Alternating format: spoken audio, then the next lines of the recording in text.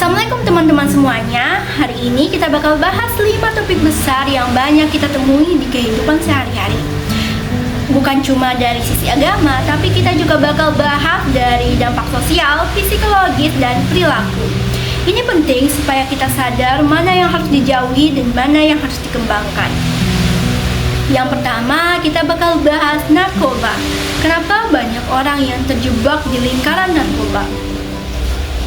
Banyak orang yang makin narkoba itu bukan langsung karena niatnya yang jahat.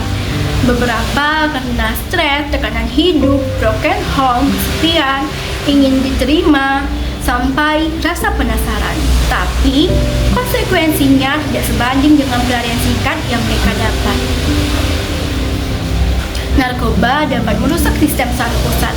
Reaksi tubuh jadi lambat, daya ingat turun, organ vital rusak, dan risiko kematian meningkat.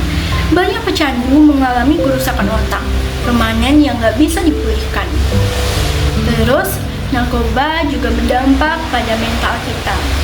Ketergantungan membuat seseorang cemas, paranoid, gampang marah, dan kemampuan mengambil keputusannya menurun. Mereka sulit membedakan realita dan keinginan sendiri. Kualitas hidupnya jadi anjlok. Terus dari sisi sosial, narkoba dapat memutus hubungan keluarga, merusak nama baik, menghancurkan masa depan akademik atau pekerjaan, dan sering membuat seseorang kehilangan arah hidup. Dalam Islam, narkoba itu dilarang. Karena intinya di dalam Islam itu kita harus menjaga akal dan pikiran kita. Tanpa akal, manusia mudah jatuh pada dosa lain. Larangan ini bukan sekedar aturan, tapi bentuk perlindungan pada diri kita sendiri. Yang kedua, judi dan pinjol. Judi hari ini bukan cuma kartu atau kasino, tapi termasuk togel, slot online, cerdik bodong, sampai game yang bikin orang setor uang untuk kesempatan menang. Semuanya punya pola ketagihan yang sama. Kenapa banyak orang yang suka? Karena pola pikir mereka instan, ingin hasil cepat tanpa usaha. Ada sensasi deg-degan dan harapan dapat untung besar. Tapi statistik selalu berpihak pada bandar, bukan pemain.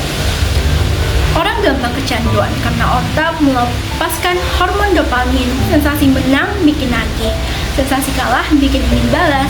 Ujungnya nggak ada habisnya. Pinjol dan judi itu juga berdampak pada ekonomi. Banyak orang kehilangan tabungan, gaji bulanan, bahkan harta keluarga. Masalah finansial bisa merembet ke masalah rumah tangga. Pinjol tampak mudah, tapi bunganya tinggi dan tenggatnya pendek. Sekali telat, bunganya beranak. Banyak yang akhirnya gali lubang tutup lubang sampai hidupnya kacau. Dalam Islam, judi itu dilarang karena memicu permusuhan, kebencian, hutang, dan membuat orang malas berusaha. Semua ini untuk merusak keberkahan hidup. Nah, yang ketiga kita bakal bahas LGBT. Kenapa fenomena ini meningkat seiring perkembangan zaman?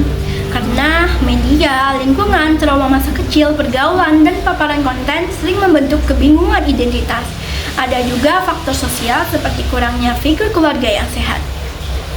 Dari sisi agama, Islam mengharamkan tindakan LGBT dengan tegas, bukan karena kebencian, tapi karena itu menyimpang dari fitrah penciptaan laki-laki dan perempuan. Tujuan besarnya adalah menjaga keluarga dan keturunan. Sedangkan dampak psikologisnya, banyak penelitian menunjukkan bahwa kebingungan identitas gender sering memunculkan kecemasan, tekanan sosial, konflik batin, dan lain sebagainya. Terus di sisi sosial, perilaku ini jika dianggap normal, struktur keluarga akan goyah, anak kehilangan figur ayah atau ibu yang jelas, masyarakat kehilangan batas moral yang stabil.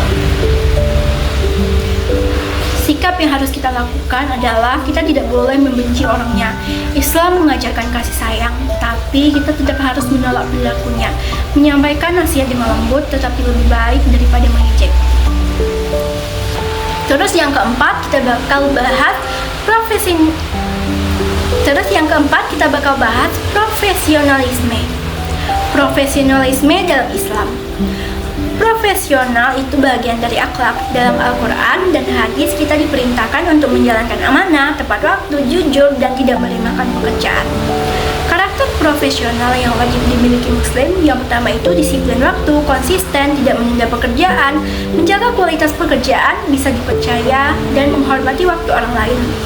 Dampaknya pada hidup kita itu, kita bisa jadi lebih profesional, lebih mudah sukses, lebih dihargai, dan lebih dipercaya. Bahkan rezekinya lebih lancar karena Allah cinta hamba yang bersungguh-sungguh. Yang terakhir nih kita bakal bahas berwirausaha. Wirausaha bukan sekedar usaha tapi ibadah. Islam mendorong umatnya mandiri secara ekonomi. Wirausaha melatih mental kuat, mengambil keputusan, kesabaran, dan keberanian. Keuntungan wirausaha yang pertama itu menghindari ketergantungan, membuka lapangan pekerjaan, punya fleksibilitas, bisa mengembangkan potensi diri. Etika dagang dalam Islam. Sahabat Nabi terkenal jujur dan amanah dalam berdagang. Mereka tidak curang, tidak menipu, tidak menimbun barang, dan tidak memanipulasi harga. Keberkahan dalam usaha. Rezeki halal itu bikin orang lebih lapang. Sedikit tapi halal jauh lebih menenangkan daripada banyak tapi haram. Hidup di zaman yang penuh godaan dan tantangan. Tapi kalau kita ngerti mana yang merusak dan mana yang membangun, insya Allah kita bisa jaga diri dan masa depan kita.